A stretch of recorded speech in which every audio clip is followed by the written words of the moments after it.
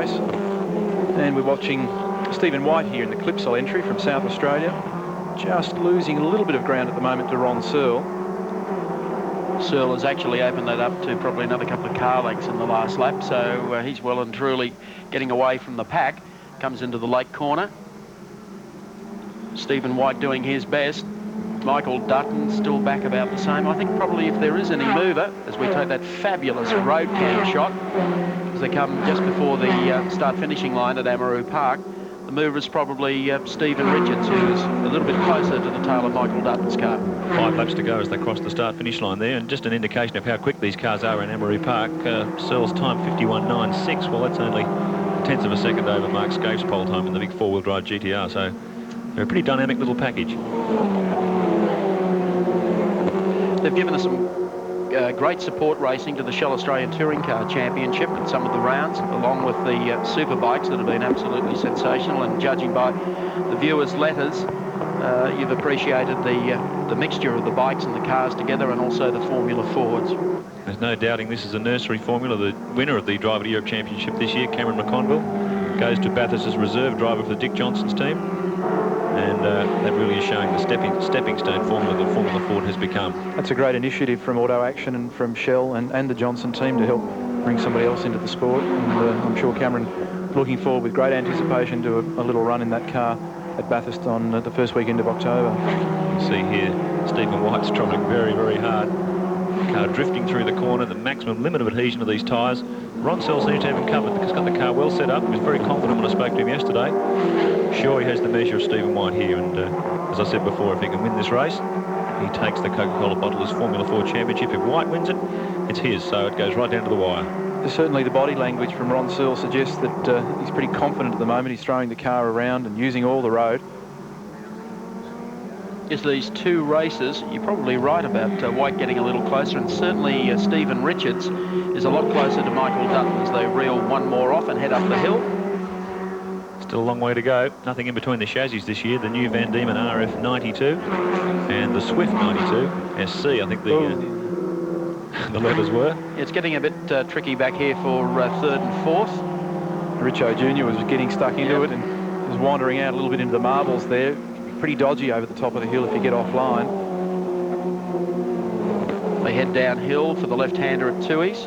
And the point you made earlier, Neil, about some of the youngsters having a shot at the Tourers, the Johnson team and Auto Action, getting in to get Cameron McConville some support for a run with the Johnson squad.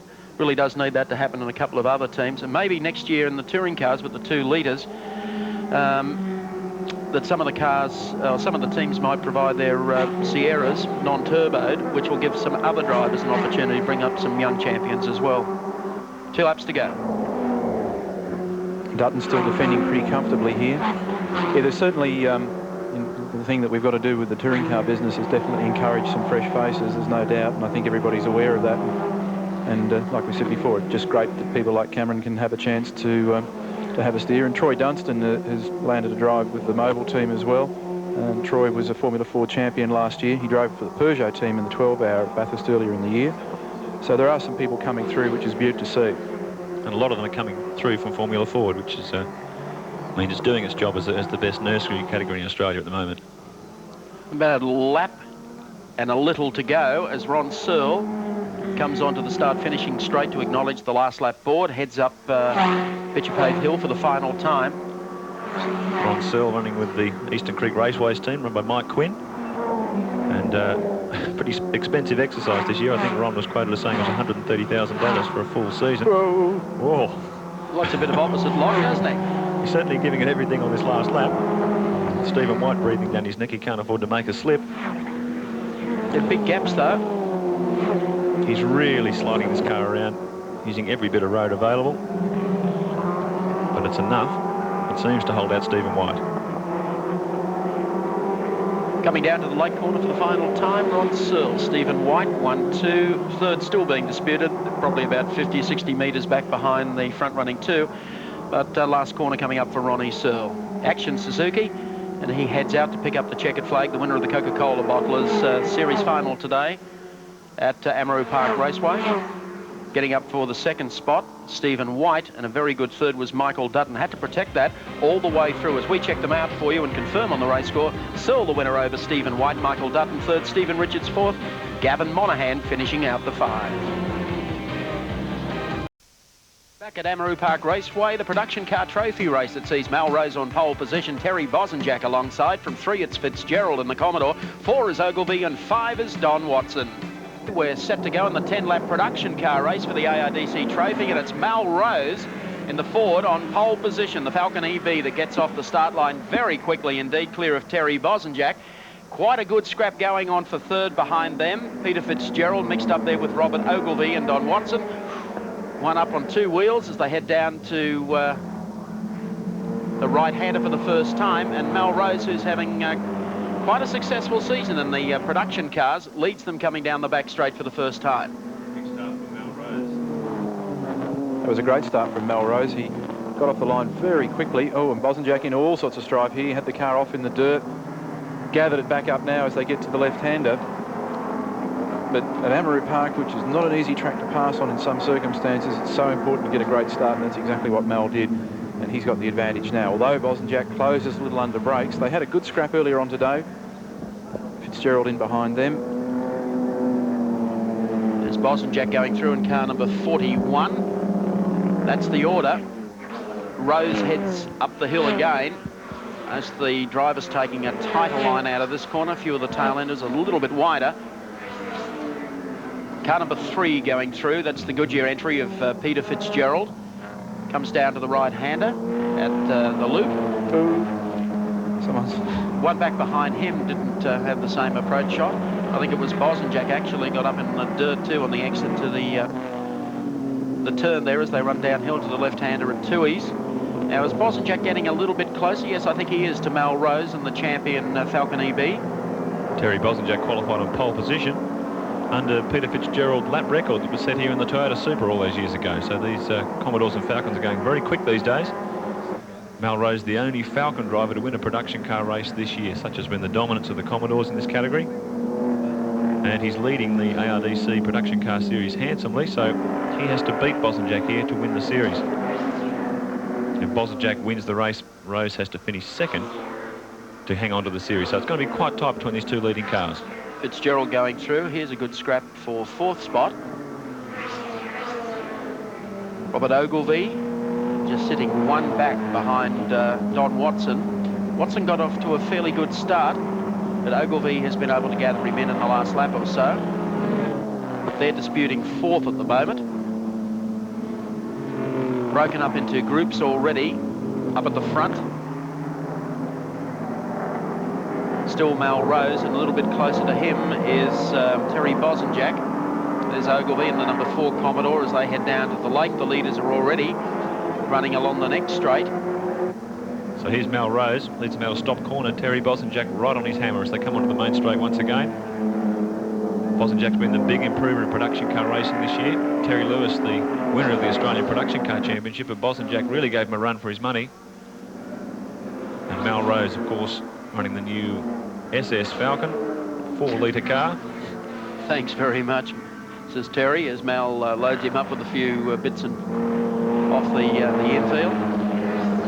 But he hangs on to the lead, but Bosanjak is very much closer and using a lot more road too.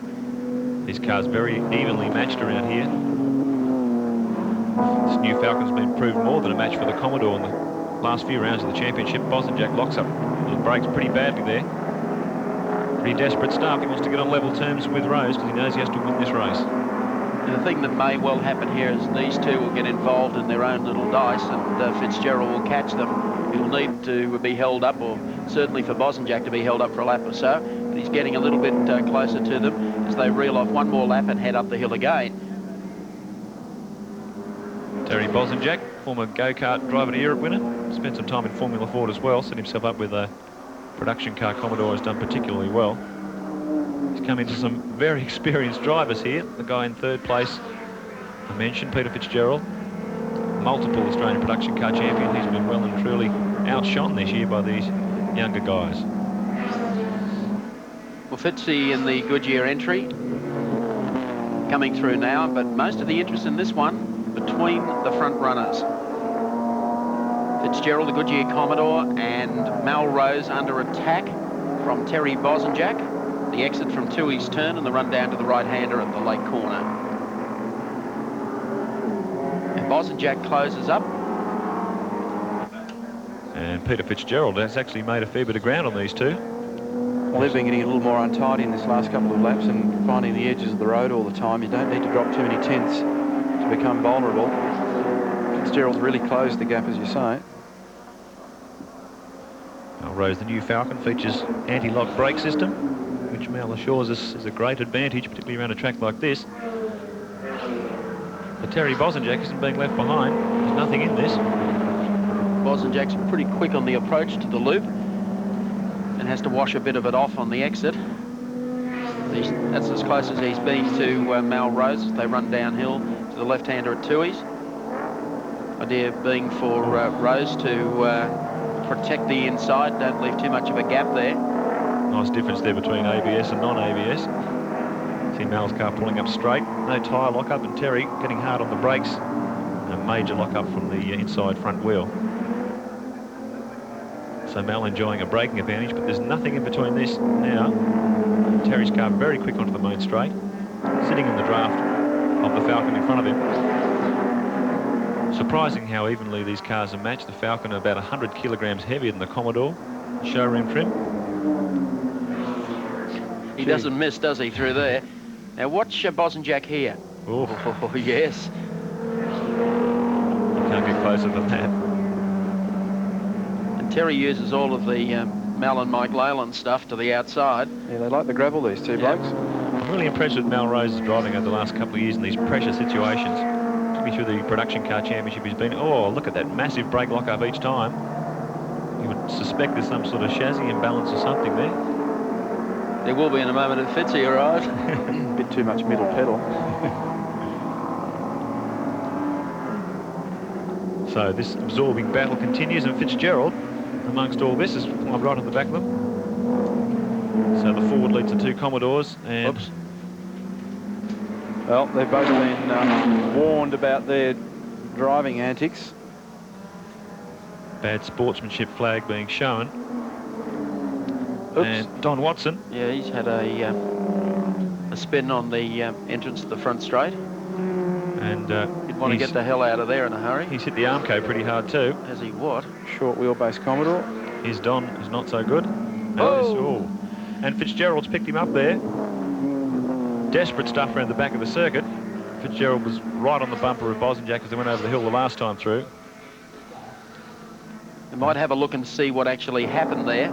Here we go. Don Watson and Ogilvie seemed to touch there.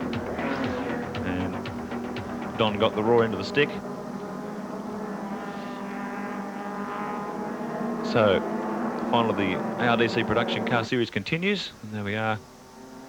Marshals have just showed the bad sportsmanship flag to both Fitzgerald and Bosanjak. Let's see what they do this time around. No, they're preparing a black flag for car 15 this time because He won't have enough rubber left to get there. Don's car's not looking well. But this is where the action is, as Peter Fitzgerald starts to close on race leader, Melrose, the champion motorcraft entry, the EB Falcon. He'll be coming around to take the last lap board this time. Yes, there it is. Now, I think Fitzy's probably too far back to mount a challenge from there. Bosanjak runs in the third spot, and they have cleared out well and truly from the rest of the field. Made that almost a quarter of a lap. No opposition up the top end that time, and he was through there cleanly, Melrose. So Bosanjak gets pushed down to third. Mal, I'm sure, will hang on to this first position, and if he does so, will win the production car series for this year. Bosanjak dropped back a fair way now. He might have actually ended up flat spotting one of those front tyres. Certainly lost touch with the battle, and Fitzgerald's driven a very clean race. Kept the car quite straight, and if anything, is still closing the gap, but he's running out of time. 2 corners to run. It looks like a series win, certainly, and the final today to Melrose. That's the closest that Peter Fitzgerald has been to the race leader. Last corner comes up, and time to unfurl the checkered flag as Melrose gets across the line to lead Peter Fitzgerald. and Terry Bosenjak just across the line in car number 41 to pick up the 3rd spot. Checking them out for you on the 7 Sport race score. Melrose, the series winner here today at Amaroo Park. Fitzy placing in 2nd. 3rd was Terry Bosenjak, Robert Ogilvie in 4th, and Paul Flotman in the Sydney Alan Prentice car finishes back in 5th. Back to Sydney's Amaroo Park Raceway, preparing now for the final heat of the 1992 AMSCAR Touring Car Series. Let's take a look at the field. Off pole again, Mark Scaife in the Winfield Nissan GTR alongside his teammate Jimmy Richards. From position number 3, Tony Longhurst, the B&H BMW. Colin Bond in the Caltech Sierra out of 4, and from 5:23, Paul Morris, the 2nd of the Benson and Hedges cars. From position number 6, it's Mark Gibbs in the Nissan. Rowan Onslow in the Commodore is out of 7. Michael Donaher out of 8. Ben Radford in the Corolla, and Peter Brett round out the top 10. As we wait for the field to be dispatched, they've got about 5 seconds to go. And watch these 2 Nissans get off the starting line, and I don't think too far behind them will be Mark Gibbs. It's a long 10 seconds, but off the line once again. Mark Scaife bogs it down, picks it up smartly. Mark Gibbs goes up the outside in the GIO Nissan GTR, and dueling with him